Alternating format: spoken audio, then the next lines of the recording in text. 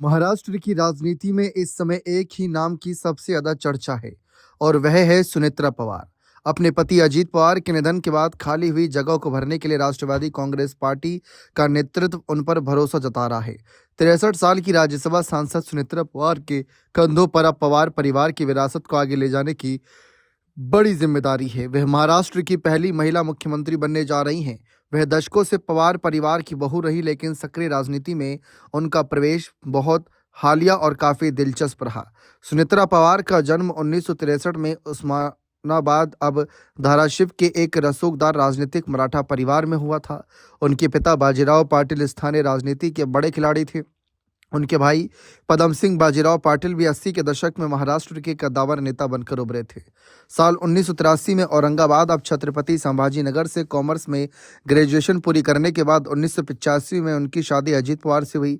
भले ही उनकी शादी महाराष्ट्र के सबसे शक्तिशाली परिवार में हुई थी, लेकिन उन्होंने लंबे समय तक खुद को चुनावी राजनीति से दूर रखा और पर्दे के पीछे रहकर काम किया। सुनेत्रा पवार ने राजनीति में आने से बहुत पहले बारामती के ग्रामीण इलाकों में अपनी अलग पहचान बनाई थी। उन्होंने पवार परिवार के पैतृक गांव काटेवाड़ी में स्वच्छता अभियान का नेतृत्व किया। उन्होंने खुद घर घर जाकर लोगों को शौचालय बनवाने के लिए प्रेरित किया। उनकी मेहनत का नतीजा था कि 2006 में इस गांव को केंद्र सरकार ने निर्मल ग्राम का दर्जा दिया।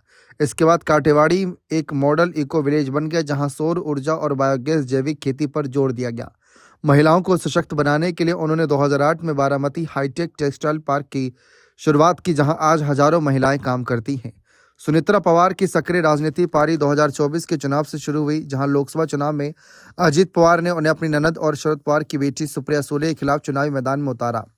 इस चुनाव ने पवार परिवार और एनसीपी के बीच की दरार को पूरी दुनिया के सामने ला दिया।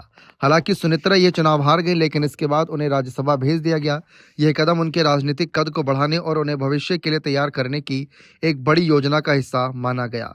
राजनीति के साथ विवाद भी सुनेत्रा पवार के साथ जुड़े रहे हैं।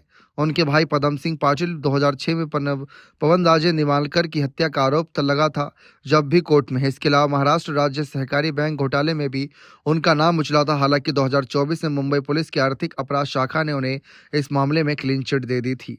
सुनेत्रा पवार के सामने सबसे बड़ी चुनौती उनकी मृदुभाषी छवि और सीमित राजनीतिक अनुभव है। अगर वे पार्टी में भी बड़े पद पर आती हैं, तो उन्हें उन दिग्गज नेताओं को संभालना होगा जो सालों से संगठन में जमे हुए हैं।